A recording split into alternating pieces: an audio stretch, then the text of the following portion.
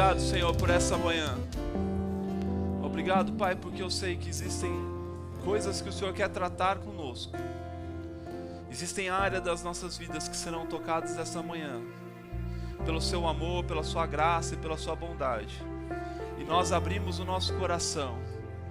Nós tiramos todas as nossas travas para receber de Ti a imutável, incorruptível Palavra de Deus. E nós Te agradecemos, Pai, porque nós sabemos que existe uma unção disponível essa manhã. Uma unção de amor, uma unção de ensino, uma unção que irá transformar vidas. Porque o Senhor nos amou, Pai, e nós o amamos. E nós reconhecemos o Senhor. Por isso, Pai, eu oro para que o Senhor traga cativa a mente dos meus irmãos, para que eles possam receber na totalidade aquilo que o Senhor tem para eles essa manhã. Nós declaramos cessando agora pelo poder do nome de Jesus toda distração, todo pensamento contrário, toda preocupação, tudo aquilo que possa tentar tirar o foco deles essa manhã. Nós declaramos cessando em nome de Jesus. E nós declaramos solo fértil para receber da Tua palavra e frutificar. Em nome de Jesus, Pai, eu Te agradeço. E que o Senhor possa fluir com maior ousadia, com maior intrepidez. Tens liberdade essa manhã, Pai. Nós estamos aqui, Pai, para receber de Ti. E nós Te agradecemos, Pai, porque o Senhor já proveu para nós tudo aquilo que nós precisávamos. E nós temos em Ti tudo. Em nome de Jesus. Amém. Glória a Deus. Pode sentar, meus irmãos. Bom dia, graça e paz. Amém. Obrigado, louvor. Pastor Mateus, puder ficar. Agradeço.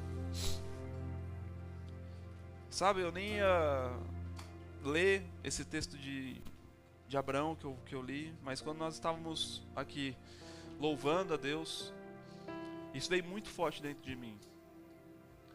E eu tenho sido tratado nessas últimas semanas sobre realmente um sentimento de paternidade, de amor. E eu tenho estudado cada vez mais sobre isso. Eu quero partilhar com vocês um pouco mais sobre aquilo que tem ardido dentro do meu coração, que eu sei que é o amor do Pai. Sabe, nós sabemos que nos últimos dias a iniquidade, a apostasia ia se aumentar nas igrejas.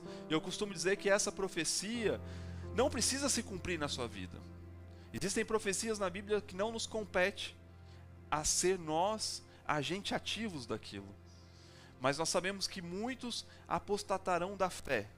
Muitos deixarão com que a rotina, com que as coisas do mundo os deslumbrem e os afastem do amor de Deus. Mas nós cremos, e eu creio que nós não somos esse povo. Nós somos daquele que nos mantemos firmes, como as noivas que estavam, sabe, vigilantes, com as candeias na mão à espera do seu noivo. Assim nós também precisamos ser encontrados. Mas da mesma forma, eu acredito que nos últimos tempos existirá uma unção de amor maior. Porque onde superabunda o pecado, tem que superabundar a graça. E é impossível superabundar a graça se nós não falarmos sobre o amor de Deus. Amém? Abra por favor comigo a sua Bíblia, lá em Romanos, no capítulo 5, no verso 1 em diante. Nós vamos ler um pouquinho.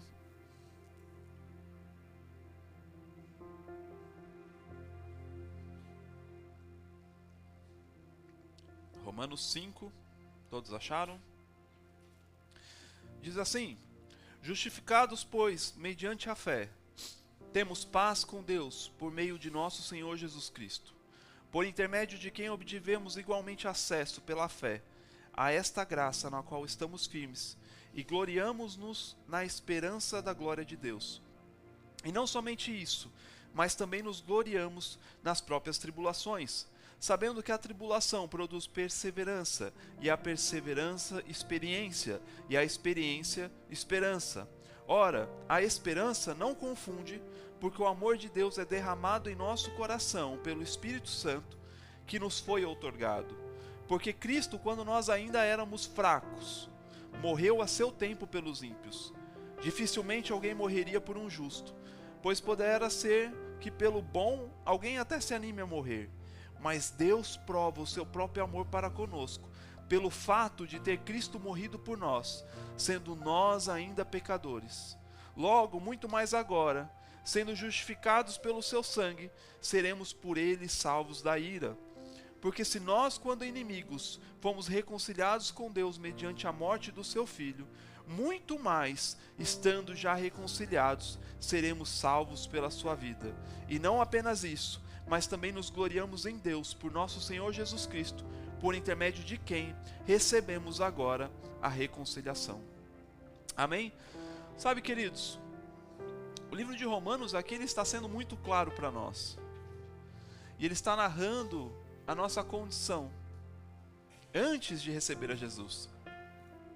E ele fala que ninguém em sã consciência morreria por alguém mau. Se calhar até por alguma boa pessoa, alguém se animaria. Né? Nós vemos muitas vezes em algumas cenas de filmes, às vezes um guarda-costa presidencial, um presidente que é muito bom e vai sofrer um disparo de arma de fogo, ele se joga na frente para ele tomar então aquele tiro e o presidente ou a pessoa que ele está a proteger, nada acontecer. Por quê? Porque ele acredita naquela pessoa. Ela acredita talvez nos ideais daquela pessoa. Ela acredita que ela é boa. Mas você já viu alguém falar que vai morrer por um traficante na favela? Ou você já viu alguém falar que vai morrer por alguém que estuprou alguém? Eu sei que isso é duro, eu sei que isso se calhar para nós é até um choque de realidade, porque muitas vezes a nossa consciência humana colocamos numa condição de que essas pessoas não merecem nenhum tipo de amor, nenhum tipo de cuidado, estão nessas condições porque escolheram, e muitas delas sim. Mas sabe, eu realmente acredito que existe uma influência demoníaca para esse tipo de ações. Mas o que mais me chama a atenção é que Jesus não morreu simplesmente para nós que estamos aqui sentados dentro da igreja. Para nós que muitas vezes nos achamos santos, ou nos achamos, entenda, nós somos santos pela palavra, amém? Mas muitas vezes nós nos colocamos numa condição de que somos intocáveis, que eu não peco, que eu não erro e que eu sou perfeito. Que se calhar se Jesus estivesse aqui eu ia ser mais puro que ele. E nós não somos essas pessoas. Nós estamos em constante desenvolvimento. Nós assumimos o nosso papel de santos, puros, justificados pela fé em Jesus, não por algo que eu faço. Mas muitas vezes nós nos colocamos nessa condição para dizer que determinada pessoa não merece salvação, ou não é hábil para receber uma salvação. E talvez nós ouvimos durante muitas vezes pessoas perguntando, e é um dos pontos que as pessoas muitas vezes me perguntam quando eu estou falando sobre Jesus, que eles falam, então quer dizer o seguinte: Hitler, que matou milhares de judeus, no seu último instante de vida, antes dele morrer, ou então um terrorista, ou então alguém que fez muitas maldades, e ele dizer, Jesus, me perdoa, ele está salvo? E muitas vezes isso gera um conflito na nossa mente humana, porque nós pensamos, como é possível que alguém que praticou tantas maldades, alguém que fez tantas outras pessoas, sabe, se sentirem ruins, com sentimentos péssimos, tristes, angustiados, famílias que foram desfeitas, pessoas que tiveram suas vidas destruídas, e nós falamos, como essas pessoas podem ser salvas? E aí está o fato: elas são salvas se elas realmente tiverem um arrependimento, se ela realmente crê que ela fez algo errado e que ela precisa da salvação em Cristo Jesus, e ela reconhecer, ela vai ser salva. E eu sei que isso gera um conflito para nós, porque nós falamos, não, isso não é possível, ele fez tanta maldade, então quer dizer que eu que tentei fazer a minha vida a mais justa possível, eu que andei cumprindo todos os requisitos que a Bíblia fala para mim cumprir, eu estou equiparado a essa mesma condição dessa pessoa? E eu não quero colocar você no mesmo patamar dessa pessoa, mas eu quero dizer para você é que o que você faz ou deixa de fazer não muda quem Deus é. Deus amou o mundo de tal maneira que deu o seu Filho para que todo aquele que nele crê não pereça. Ela não está falando que era para todo aquele que nele crê e viva uma vida íntegra, e todo aquele que nele crê e que tenha tentado viver de maneira digna. Não. A salvação é simplesmente pelo ato de fé, eu crer. Se eu creio que Jesus levou sobre ele as minhas iniquidades, eu vou ser salvo. Independente se eu tenho poucas iniquidades ou muitas iniquidades. Porque a salvação não compete a algo que eu possa fazer, mas a salvação compete a algo que Ele fez. Ele entregou a sua vida por mim e por você. E isso foi por amor. E é um amor que muitas vezes nos constrange. Porque talvez eu possa me achar mais justo ou mais honesto que uma pessoa nessa condição, que fez tantas maldades. Mas entenda, para Deus não há diferença entre você mentir, entre você sonegar um imposto, entre você roubar algo ou você matar 200 pessoas. Isso é um conceito humano que nós colocamos, mas para Deus isso tudo é errado, isso tudo é iniquidade. Por isso a Bíblia ela fala que todos pecaram e estavam então destituídos da glória de Deus. E era importante que então você se reconciliasse a Deus através do sacrifício de Jesus. Então eu reconheço a Jesus e eu sou salvo. Mas agora entra uma chave muito importante. A Bíblia fala, então quer dizer que para que a graça possa superabundar cada vez mais dentro de mim, eu tenho que pecar mais? Quer dizer que para que eu possa ser salvo de maneira mais excelente, eu preciso fazer mais maldades? De modo algum. Porque agora nós não operamos mais como nós operávamos outrora, mas agora nós operamos de acordo com o reino do Filho do seu amor, de acordo com o reino de Deus. E por isso eu ando de forma digna na terra, não porque eu espero algo em troca, mas porque eu manifesto a vida daquele quem me comprou. Amém? Então eu sou justo e por isso eu pratico atos de justiça. Eu sou santo e por isso eu pratico atos de santidade. Eu não sou mais pecador. O pecado ele não mais me tenta. Entenda, o pecado muitas vezes o diabo vai tentar proporcionar para você uma tentação como pecado. Ele vai tentar trazer para você um entendimento de que você precisa, sabe, correr através de riquezas, atrás de muitas coisas. Mas você não é mais escravo disso. Você tem o poder hoje de escolha entre fazer ou não fazer.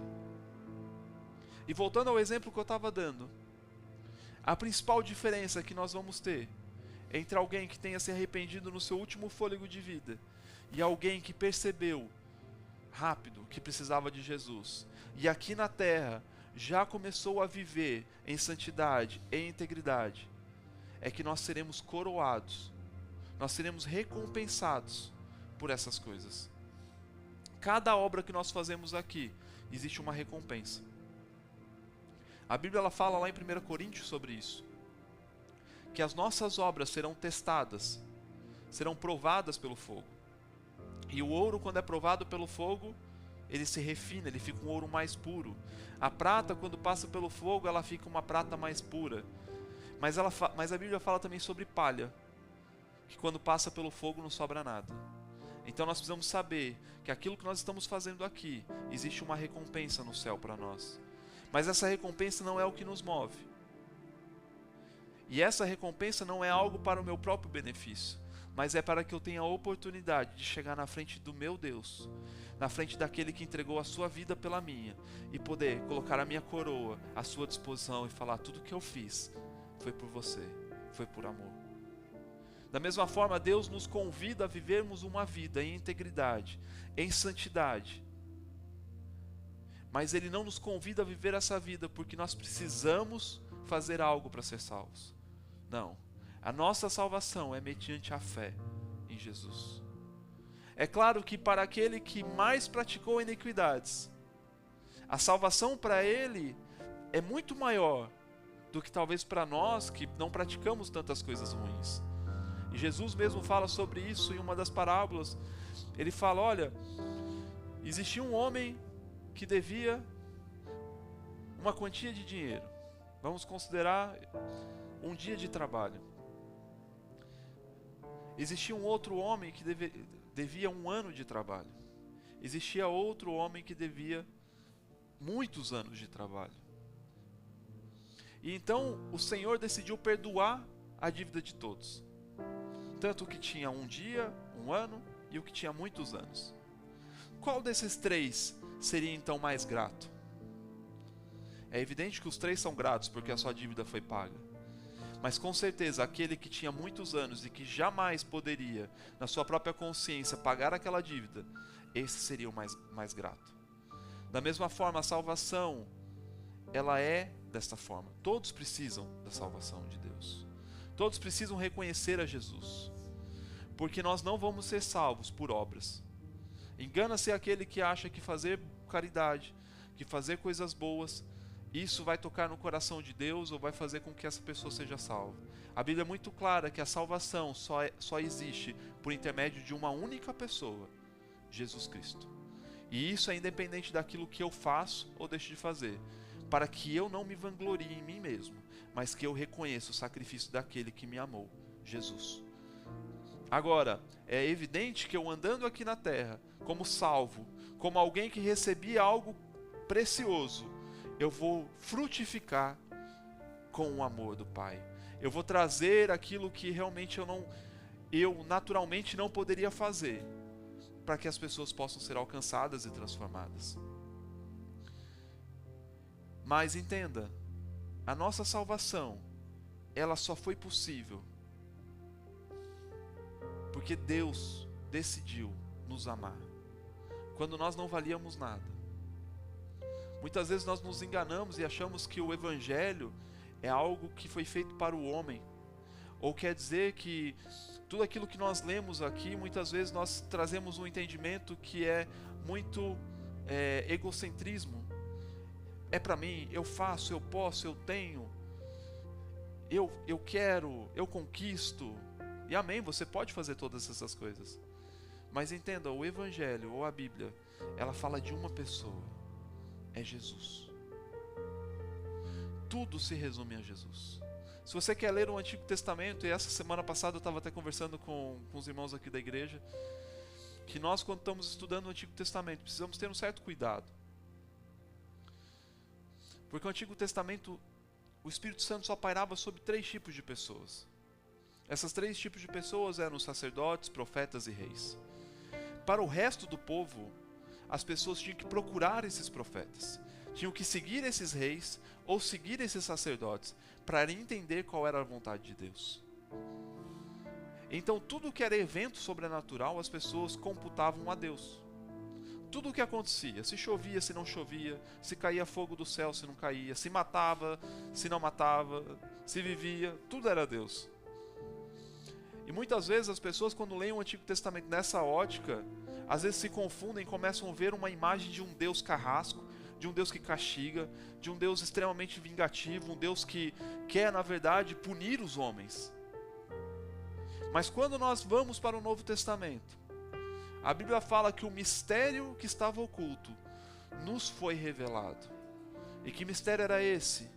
Era Jesus. E depois de Jesus era então o que? A manifestação do povo que nós chamamos agora de igreja.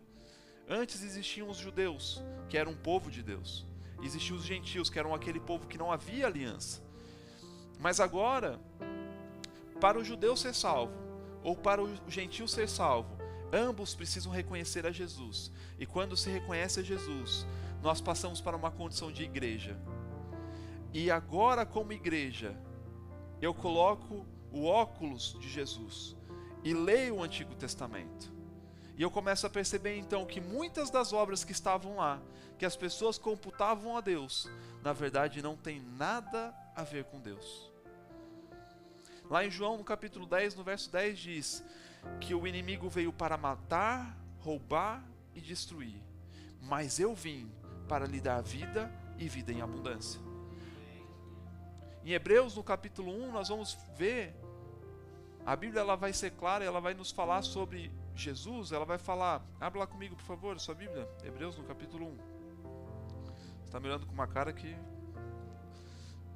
você não achar que eu estou falando asneiras aqui, vamos lá. Hebreus capítulo 1, verso 1 diz assim: havendo Deus outrora falado muitas vezes e de muitas maneiras aos pais pelos profetas, nestes últimos dias nos falou pelo Filho, a quem constituiu o herdeiro de todas as coisas, pelo qual também fez o universo. Ele que é o resplendor da glória e a expressão exata do seu ser, sustentando todas as coisas na palavra do seu poder. Entenda, a Bíblia está falando aqui que Jesus é a expressão exata do próprio Deus. Então, se você quer conhecer quem é Deus, você precisa conhecer quem é Jesus. E quando nós olhamos Jesus aqui, na sua jornada, na sua caminhada, nós não vemos Jesus colocando doenças em ninguém. Nós não vemos Jesus matando ninguém. Nós não vemos Jesus desejando mal a ninguém. Pelo contrário, nós vemos um Jesus que muitas vezes perseguido, sofreu calado, que foi crucificado num madeiro, sem abrir a boca, e entregou a sua vida por amor. Então, quando agora eu percebo quem é Jesus, e que amor é esse que operou na vida de Jesus, a ponto dele se entregar por nós, eu posso agora então olhar para o Antigo Testamento, e posso ler agora com essa ótica, e eu começo a perceber o que de fato era Deus operando, e o que de fato não era Deus operando. Mas entenda, tudo o que foi escrito, desde o Antigo Testamento até o Novo Testamento, foi escrito a respeito de Jesus.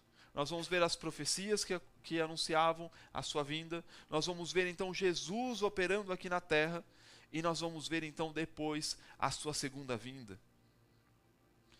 Mas entenda, tudo aquilo que muitas vezes nós estamos à procura, muitas vezes nós colocamos alguns dogmas nas nossas mentes, achando que nós não somos merecedores de algo, achando que talvez porque você pecou ou porque você está caindo no mesmo erro novamente, você se coloca numa condição agora que você já não é mais justo, que você já não é mais possível receber da salvação de Jesus. Ou que talvez você agora coloca numa condição que Deus não te ama. E você começa a achar que as coisas que estão correndo na sua vida, as coisas que correm errado, é porque Deus não me ama mais, porque Deus está longe de mim. E agora estou colhendo o resultado das escolhas que eu fiz. E sim, muitas vezes você está colhendo algo que você plantou lá atrás. E até tem um pregador que eu ouço bastante, ele fala, olha, se você não está contente com aquilo que você está vivendo hoje, comece a plantar e declarar aquilo que você quer viver amanhã. Amém? Mas entenda, muitas vezes nós nos colocamos nessa condição. E nós reduzimos o amor de Deus a um simples erro. Ou a um simples descuido que você teve. E o amor de Deus é tão superior, é tão grande a isso. Entenda, não estou incentivando a você viver uma vida errada. Não estou te incentivando a viver uma vida em pecado. Longe disso. Porque aquele que recebe a Jesus, aquele que fez de Jesus o seu Senhor e recebeu o amor do Pai, ele não anda mais em pecado. Ele não anda mais praticando coisas erradas. Por quê? Porque agora ele reconhece a bondade de Deus na sua vida. Mas entenda, não vai ser um deslize seu que vai te afastar do amor de Deus. Paulo, ele fala em uma das suas cartas sobre o que nos separaria então do amor de Deus. Seria a altura, a profundidade? Seriam as feras, as bestas, anjos, demônios, algo por vir? E ele fala que nada nos separaria do amor de Deus. Entenda, quando eu vejo a história de Abraão, e Abraão convicto falando, Deus proverá para si o cordeiro. Ele proveu para nós o cordeiro. Sabe, muitas vezes a condição do homem atual, isso é um reflexo daquilo que aconteceu milhares de anos atrás no Éden. Entenda, Deus criou o homem, como eu já disse aqui em algumas ministrações passadas. O desejo de Deus e o homem é ter o quê? Um relacionamento. Deus não criou um robô. Deus não criou uma espécie de algo que precisava ser então o quê? Forçado a sempre cumprir as decisões de Deus. Deus não fez isso. Deus quer um relacionamento. Ele te criou um ser pensante, um ser com autonomia, de seguir a sua vontade ou de não seguir a sua vontade, de decidir amá-lo ou decidir não amá-lo. Infelizmente, muitas pessoas escolhem um caminho de não amar a Deus. Talvez muitas vezes porque não sabem ou ainda não entenderam quão grande é o amor de Deus. E quando nós lemos lá em Gênesis, no capítulo 3, abra lá comigo por favor.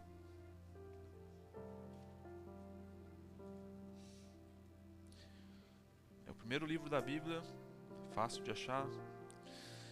Gênesis capítulo 3, verso 6 diz assim: Vendo a mulher que a árvore era boa para se comer, agradável aos olhos, e a árvore desejável para dar entendimento, tomou-lhe do fruto e comeu, e também deu ao marido, e ele comeu. Abriram-se então os olhos de ambos, e perceberam que estavam nus. Coseram folhas de figueiras e fizeram cintas para si. Quando ouviram a voz do Senhor Deus, que andava no jardim pela viração do dia, esconderam-se da presença do Senhor Deus, o homem e a sua mulher, por entre as árvores do jardim. E chamou o Senhor Deus ao homem e lhe perguntou: Onde estás? Vamos parar aqui, a gente já vai continuar lendo.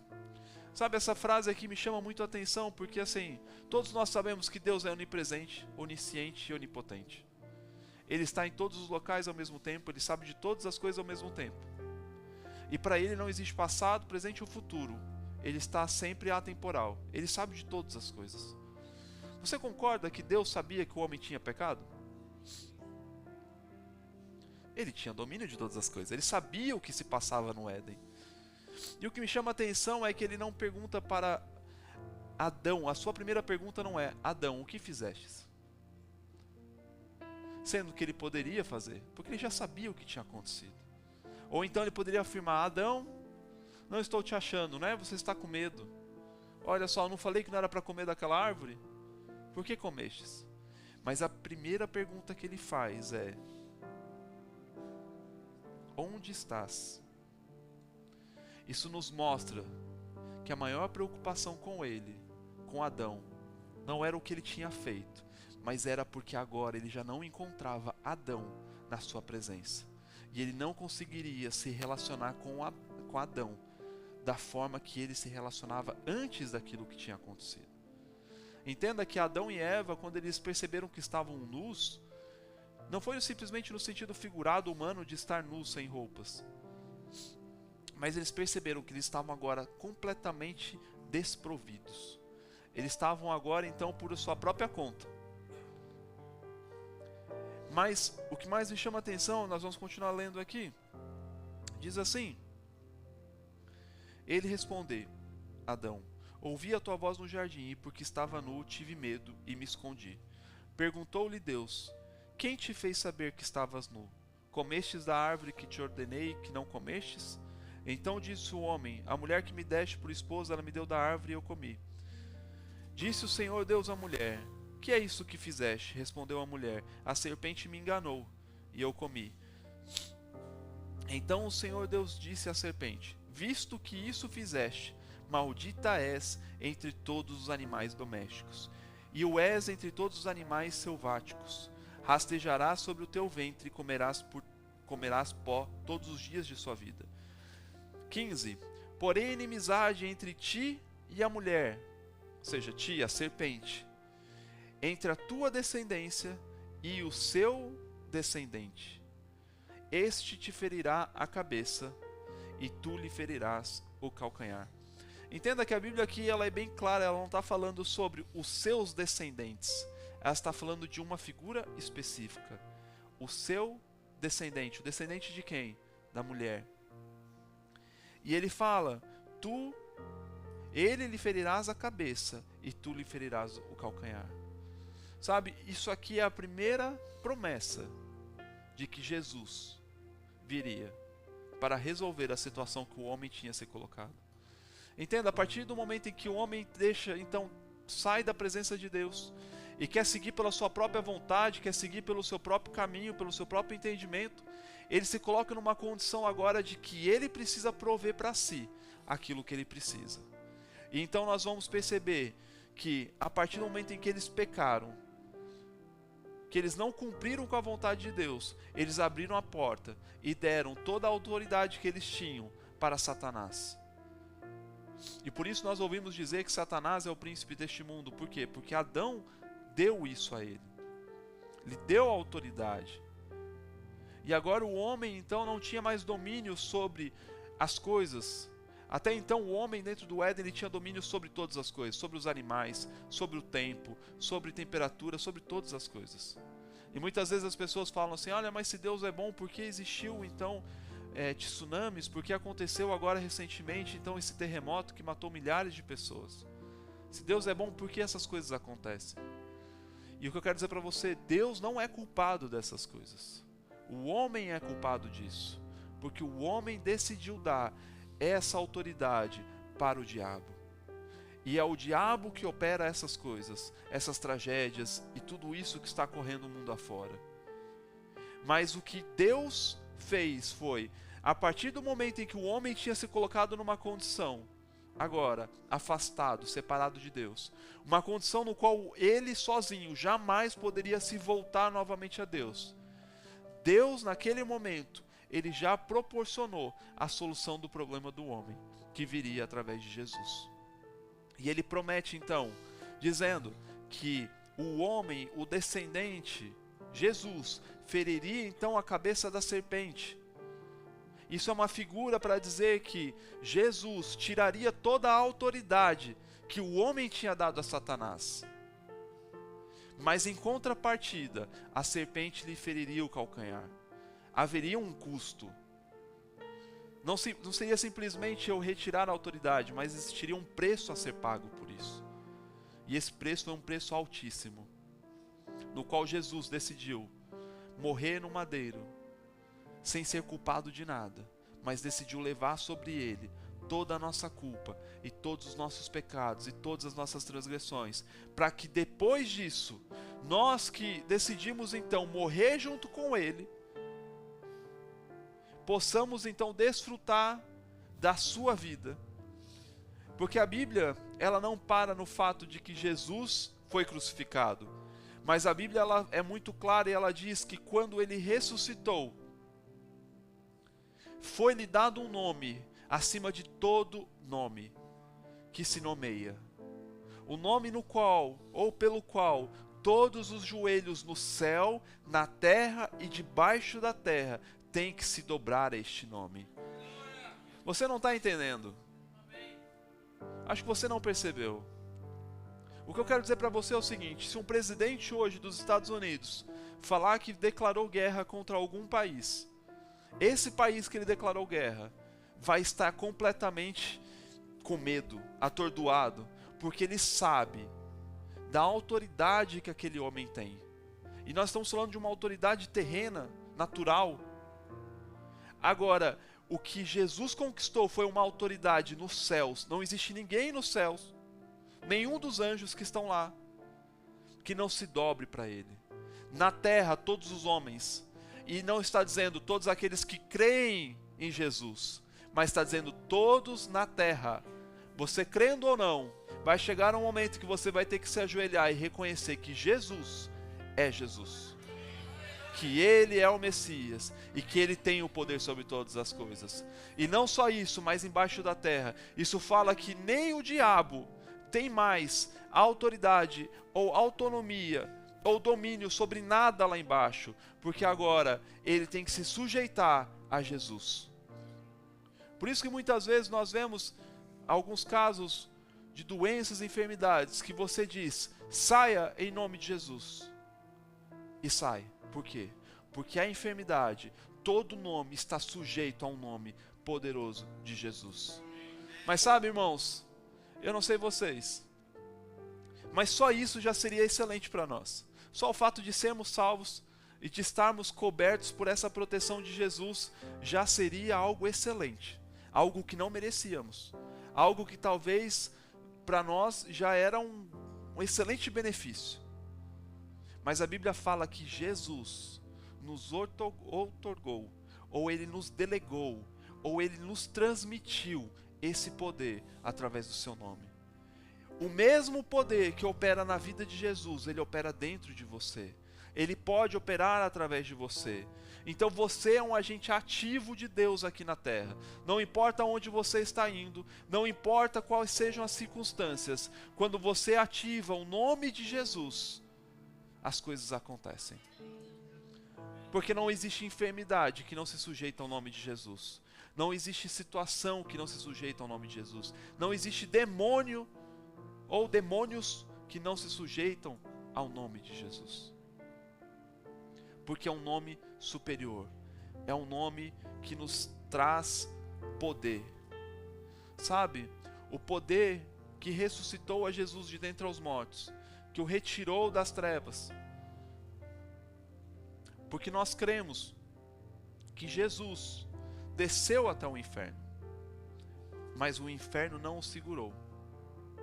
Porque se nós não cremos que ele desceu ao inferno, como eu posso dizer que a minha dívida está paga, se o meu destino era ir para o inferno? Mas nós temos vários textos bíblicos que comprovam quanto a isso, que falam, olha, aquele que desceu é o mesmo que subiu. Estava se referindo a Jesus.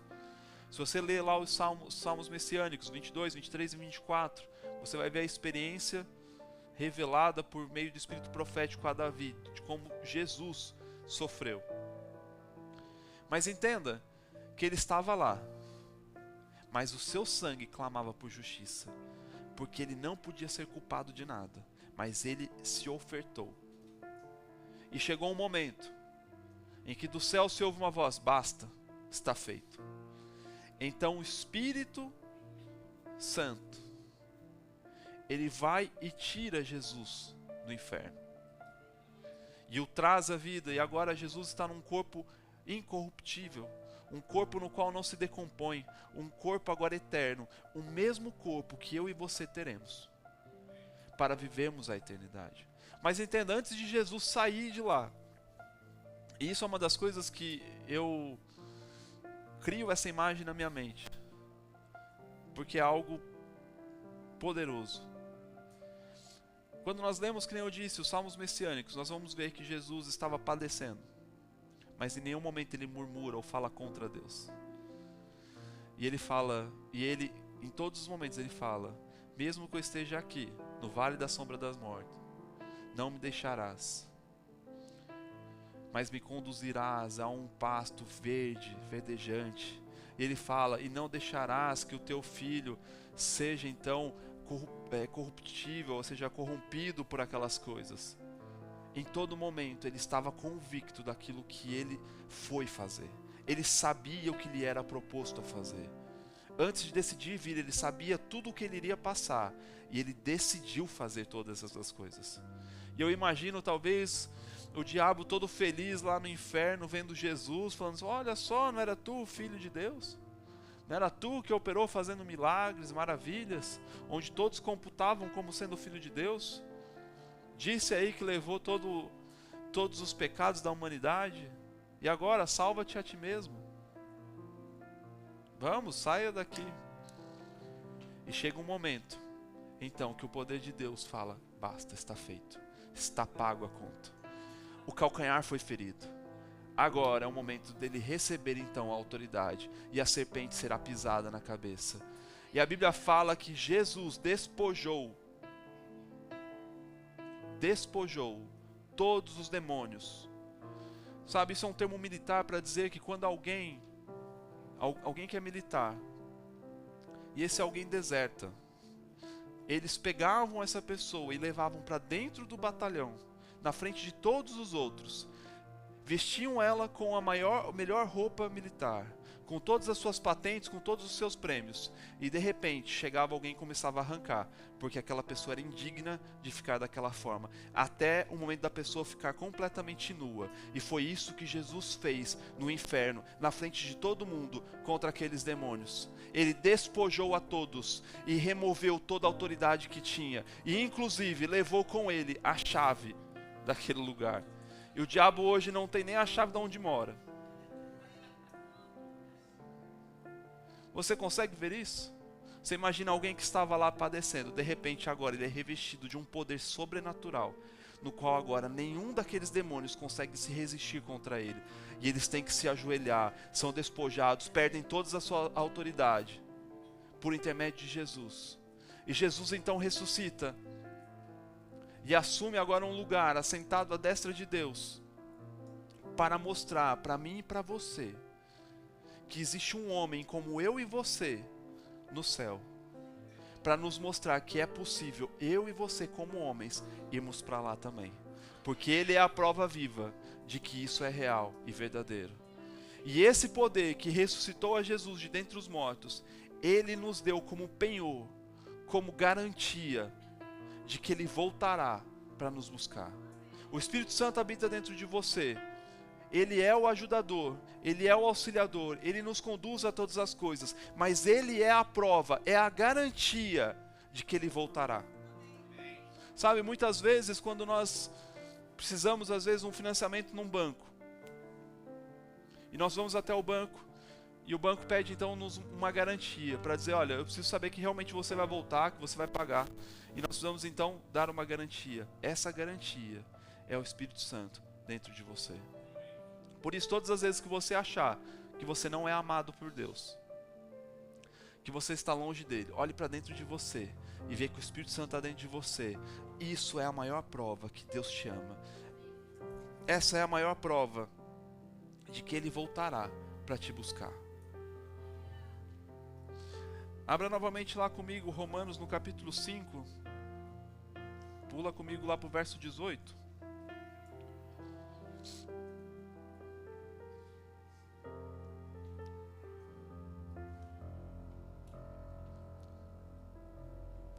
Diz assim, verso 18, Romanos 5. Pois assim como por uma só ofensa veio o juízo para todos os homens para a condenação, através de Adão, assim também por um só ato de justiça veio a graça sobre todos os homens, para a justificação que dá vida. Porque como pela desobediência de um só homem, muitos se tornaram pecadores, assim também por meio da obediência de um só, muitos se tornarão justos. Amém? Sobreveio a lei para que avultasse a ofensa, mas abundou o pecado, superabundou a graça, a fim de que como o pecado reinou pela morte, assim também reinasse a graça pela justiça para a vida eterna, mediante Jesus Cristo, nosso Senhor. Sabe, a Bíblia está nos dizendo aqui, da mesma forma como o homem foi separado da presença de Deus, e ele se tornou então impuro, se tornou então uma pessoa que não merecia estar na presença de Deus. Por quem? Por culpa de Adão, por ter desobedecido e por ter então dado vazão, ter dado autoridade para o diabo. Da mesma forma, Jesus, ele representa uma figura de um Adão, só que agora de um Adão que cumpriu a integridade, aquilo que Deus tinha pedido para ele. Não houve falha, não foi encontrado falha nenhuma em Jesus. E ele cumpriu na sua totalidade o que lhe era proposto a fazer. E da mesma forma como a ofensa entrou para o mundo por intermédio de uma única pessoa, da mesma forma a salvação que opera através de Jesus, ela é universal para todos nós que cremos. Para isso, o meu e o seu papel é simplesmente crermos naquilo que ele fez. Deus amou o mundo. Como eu disse, nenhum pai daria a vida do seu filho por nada, mas Deus não poupou o seu filho e o mandou para que ele entregasse a sua vida, para que eu e você hoje pudéssemos viver uma vida em integridade, uma vida na bondade, na fidelidade de Deus. Deus é amor. A Bíblia é muito clara quanto a isso. Em Deus não opera o amor. Deus não tem amor. Deus é amor. Ele nos ama. Ele sempre está com os braços abertos, disponíveis, para que nós possamos então o abraçar e o reconhecer. Não importa aquilo que você possa ter feito, não importa como foi a sua vida até hoje, o que importa é você reconhecer a bondade de Deus na sua vida, é você reconhecer o amor dele, é você reconhecer a salvação dele para a sua vida, e a sua vida daqui para frente será mudada, será diferente. E você não irá mais fazer coisas erradas, você não irá mais andar de forma errada. Não porque você está querendo barganhar com Deus, mas é porque a sua vida agora expressa frutos de justiça, frutos de bondade. Amém? Abra por favor sua Bíblia lá comigo em Atos no capítulo 4. Nós estamos andando bastante hoje na Bíblia.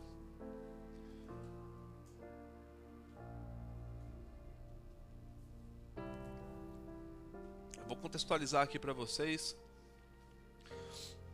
O que acontece? Pedro e João, no capítulo 3, eles estavam então saindo do templo. Como era costume, eles congregavam na igreja, assim como Jesus também era costume ele congregar. E quando eles estavam saindo do templo, havia um coxo que estava há anos naquela condição.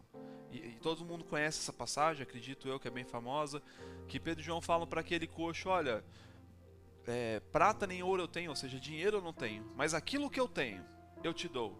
Em nome de Jesus, levanta e anda. E aquele coxo, naquele mesmo momento, pegou as suas coisas e foi embora, porque ele saiu andando, totalmente curado. E ali manifestou então o poder de Deus, o poder através do nome de Jesus, que foi outorgado para eles. E no capítulo 4, nós vamos ver então que Pedro e João foram então presos e levados até as autoridades da época, porque eles tinham que justificar em nome de quem que eles estavam curando alguém. E aquilo era algo duvidoso, porque as pessoas só acreditavam que essas coisas aconteciam por conta de Deus. E como agora eles poderiam falar que aquilo era algo de Deus se eles tinham acabado de crucificar a Jesus? Como eles poderiam dizer então que agora pelo nome de Jesus, daqueles que eles haviam crucificado, as pessoas eram curadas? E aí então nós vamos ver aqui, basicamente, depois pode ler em casa, no capítulo 4, Pedro falando então com aquelas autoridades eclesiásticas. E ele estava justificando quem operou aquele milagre. Mas o que mais me chama a atenção é no verso 12, que ele fala assim, 11, peço desculpa. Este Jesus é a pedra rejeitada por vós, os construtores, a qual se tornou a pedra angular. E não há salvação em nenhum outro, porque abaixo do céu não existe nenhum outro nome, dado entre os homens, pelo qual importa que sejamos salvos. No 13, ao verem a intrepidez de Pedro e João, sabendo que eram homens iletrados e incultos, parafraseando para o dia de hoje, semi-analfabetos, admiravam-se e reconheceram que haviam eles estado com Jesus. Entenda, essas pessoas estavam falando com tanta intrepidez e ousadia sobre assuntos que elas não tinham recebido instrução sobre aquilo. Isso era o Espírito Santo dando vazão através dele para justificar aquilo que estava sendo feito. E no 14 ele vai dizer, vendo com eles o homem que fora curado, nada tinham que dizer o contrário. Ou seja, eles não poderiam negar aquela cura, porque aquele homem já tinha 40 anos e ele fala que ele era coxo de nascença, ou seja, há 40 anos aquele homem estava naquela condição, ele nunca andou em 40 anos. E de repente chegou um dia no qual, através do poder do nome de Jesus, ele levantou e andou. Então era impossível dizer que aquilo não havia acontecido. Então eles tentaram ameaçar Pedro e João dizendo, olha, vão embora, não anunciem mais esse Jesus que vocês estão anunciando, porque eles se sentiram amedrontados, porque agora, se aquele povo percebesse a asneira que eles tinham feito de crucificar o Salvador, aqueles que o crucificaram provavelmente seriam apedrejados e mortos. E eles percebendo isso, eles queriam calar com isso e mandar embora aquelas pessoas. Mas no verso 19 diz assim, mas Pedro e João lhe responderam, julgai se é justo diante de Deus ouvir-vos, antes a vós outros do que a Deus. Ou seja, Pedro está dizendo, olha, julgue a Deus, se eu preciso ouvir mais a vocês do que a Deus. Mas sendo honesto, eu vou ouvir o que Deus está falando. Por vocês, ó, tô nem aí para vocês. Querem me ameaçar, querem matar, faz o que quiser. Mas eu vou ficar com o que Deus falou. 20. Pois nós não podemos deixar de falar das coisas que vimos e ouvimos. O que ele está dizendo aqui Pedro e João está dizendo, nós não podemos deixar de falar das coisas que nós ouvimos e vimos que Jesus operou. Da mesma forma, meus irmãos, o que eu quero dizer para você essa manhã, você que foi alcançado por esse amor de Jesus, você que foi alcançado por essa salvação maravilhosa, que te transportou do império das trevas para o reino do Filho do seu amor, que te transportou de um lugar de morte, de escassez, de tristeza, para um reino de justiça, paz e alegria. Eu e você, nós precisamos ter o mesmo sentimento que habitou entre Pedro e João, dizendo que nós não podemos deixar de falar essas coisas que nós ouvimos e vemos. Milagres, sinais, maravilhas, tudo isso comprovam que Jesus está vivo, que Ele é real. E que o mesmo Deus que operou no passado, continua operando. E a maior prova disso é que dentro de você existe uma penhora, existe uma garantia de que Jesus voltará para nos buscar. Por isso nós que recebemos de tamanha salvação e de tamanho amor, nós não podemos nos calar. Nós precisamos anunciar esse evangelho. Como eu disse, nos últimos dias eu realmente acredito que existe uma unção de amor disponível, no qual irá cobrir uma multidão de pecados, no qual irá transformar e mudar vidas. Mas isso só vai ser possível quando eu e você anunciarmos a Jesus, anunciarmos aquele a quem nós temos salvação, aquele por quem Ele morreu para que nós hoje tivéssemos vida. E lá em Hebreus no capítulo 2 diz assim: por essa razão importa que não nos apeguemos, que nos apeguemos com mais firmeza às verdades ouvidas, para que dela jamais nos desviemos. Se, pois, se tornou firme a palavra falada por meio de anjos, e toda transgressão ou desobediência recebeu justo castigo, como escaparemos nós, se negligenciarmos tão grande a salvação, a qual, tendo sido anunciada inicialmente pelo Senhor, foi-nos depois confirmada pelos que a ouviram, dando Deus testemunha junto com eles, por sinais, prodígios e vários milagres, e por distribuições do Espírito Santo, segundo a sua vontade. Eu não sei se você percebeu muito bem o que o texto está dizendo, mas o texto está dizendo sobre nós. Ele está dizendo que, por essa razão, importa que nós nos apeguemos com mais firmeza a essas verdades que Ele tem anunciado, com mais firmeza a isso que tem transformado a minha e a sua vida, com mais firmeza aquilo que Ele tem partilhado conosco diariamente, aquilo que Ele tem partilhado conosco nas nossas reuniões, nos nossos cultos, as mensagens que Ele tem falado conosco.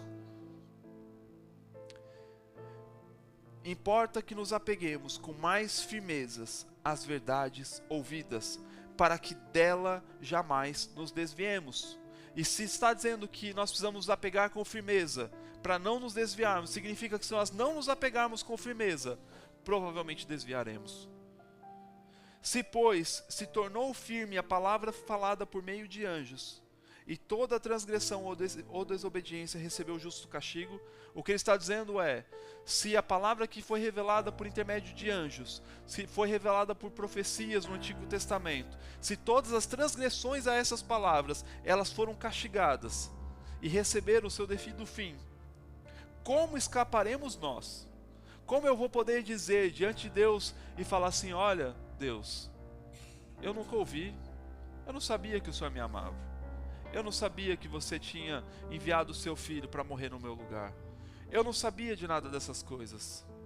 A Bíblia fala que nós não escaparemos se negligenciarmos tão grande salvação, a qual, tendo sido anunciada inicialmente pelo Senhor, foi-nos confirmada pelos que a ouviram. Entenda, ela foi anunciada pelo Senhor. A palavra que nós estamos pregando, ela foi anunciada pelo Senhor. Nós vemos os evangelhos, o Senhor anunciando a sua palavra. Mas não somente por Ele, mas por aqueles que ouviram, os seus discípulos. Dando testemunho, Deus, o próprio Deus testemunhou que essa palavra é verdadeira e real. Dando testemunho através de quê? Sinais, prodígios e vários milagres, e por distribuição do Espírito Santo, segundo a sua vontade. A distribuição do Espírito Santo, para mim e para você, meu irmão, é a garantia de que a salvação que nós temos habita dentro de nós. Mas os sinais, prodígios e maravilhas acontecem em nossos meios para confirmar a palavra de Deus. E que com isso, quando nós testemunhamos, quando nós vemos isso, eu não sei se você já recebeu uma resposta de oração, eu não sei se Deus já confirmou algo dentro de você, eu não sei se você precisava de algo e de repente você orou a Deus e aquele algo que você precisava aconteceu. Se você precisava de cura e cura aconteceu, manifestou. Se você precisava de uma conta paga, a conta foi paga. Se você precisava de dinheiro na sua conta, o dinheiro chegou. Se você precisava de um contrato de arrendamento, o contrato chegou. Um contrato de trabalho, o contrato chegou. Isso é Deus testemunhando que a palavra dele é real e verdadeira, que ele te ama. E nós não seremos indesculpáveis diante de Deus se negligenciarmos isso. Por isso nós devemos andar sim uma vida em santidade, em integridade, porque nós não estamos negligenciando as verdades que nós estamos recebendo. Mas nós precisamos primeiramente reconhecer Deus em nossas vidas e reconhecer que Ele nos ama. E porque Ele nos amou, hoje nós podemos estar aqui recebendo esses sinais, prodígios e maravilhas. E o próprio Espírito Santo habita dentro de você como garantia de que Jesus voltará para nos buscar. Amém? Vamos ficar de pé, o louvor se quiser subir. Talvez você chegou aqui essa manhã e você não conhecia esse Deus. Talvez o Deus que você conhecia era um Deus que castigava as pessoas, um Deus que talvez na tua percepção é um velho rabugento que está sentado no céu querendo castigar a todos. Mas esse não é o Deus que eu creio. Esse não é o Deus da Bíblia. Talvez você tenha ouvido muitas vezes aquela frase: olha, se não vier pelo amor, vai vir pela dor. E essa frase eu vou dizer para você, ela não é de Deus. Ela é do diabo. Porque Deus não opera trazendo ninguém pela dor. Porque se Deus quisesse trazer alguém pela dor, Ele tinha castigado Adão, Ele tinha açoitado Adão, tinha amputado um braço porque ele pegou no fruto e falar: não, agora segue a vida. Mas Deus não fez isso. O que Deus fez foi proporcionar para Adão a provisão que ele precisava, para ser então o quê? Sarado definitivamente, para que os seus pecados fossem então não só cobertos, mas agora esquecidos, perdoados. Esse é o Deus que nós anunciamos, um Deus que nos ama, que entregou o seu bem mais precioso, que não foi a sua própria vida, foi a vida do seu filho. Por isso você está aqui essa manhã e você quer reconhecer a esse Deus, quer fazer com que Ele tome lugar na sua vida, quer reconhecer que você precisa dEle e você quer receber Ele como seu Senhor essa manhã. Erga sua mão, eu vou orar por você.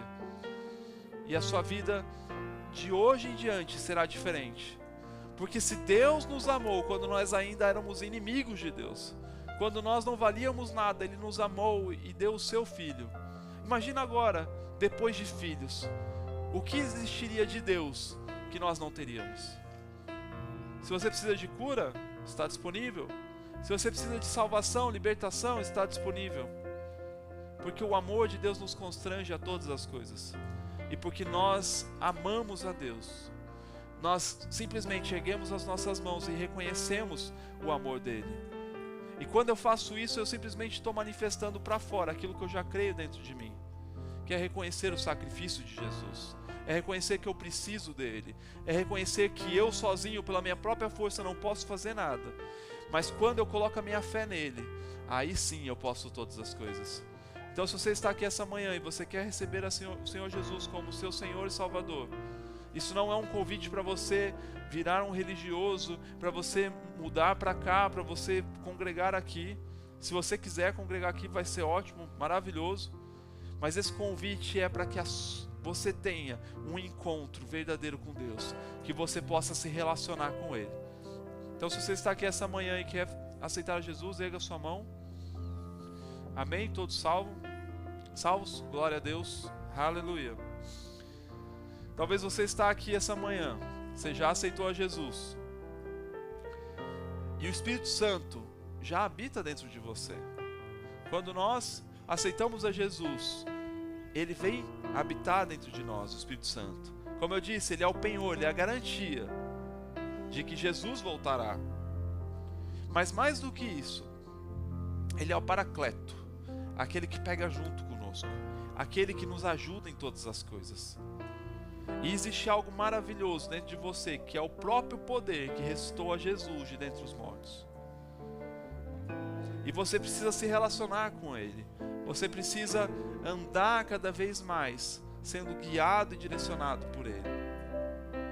E talvez você está aqui essa manhã e você ainda não recebeu o batismo com o Espírito Santo, que é a evidência em falar em outras línguas, para dizer que o Espírito Santo já habita dentro de você. E ser revestido então de um poder sobrenatural. Eu não estou falando que é algo natural.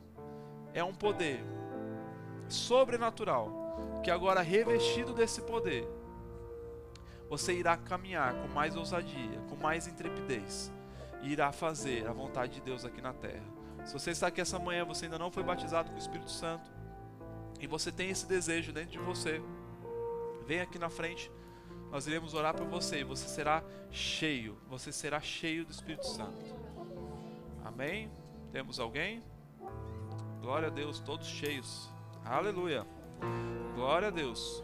Se você está aqui essa manhã também, e talvez você está passando por um momento de enfermidade, porque eu creio que todos nós que somos filhos de Deus, nós não temos enfermidades, porque a Bíblia fala que Ele levou sobre si todas as nossas enfermidades, e pelas suas pisaduras nós já fomos sarados. Nós não seremos sarados, nós já fomos sarados. Mas talvez você está passando por um momento de tribulação, no qual talvez o diabo está tentando tentar a sua fé, e você quer ficar livre dessa enfermidade, dessa dor, desse problema, seja lá do que for. Se você está aqui essa manhã e você está com algum problema, alguma enfermidade, algum sintoma no seu corpo, e você quer ficar livre disso, vem aqui na frente, nós iremos orar por você também, e você sairá daqui totalmente curado.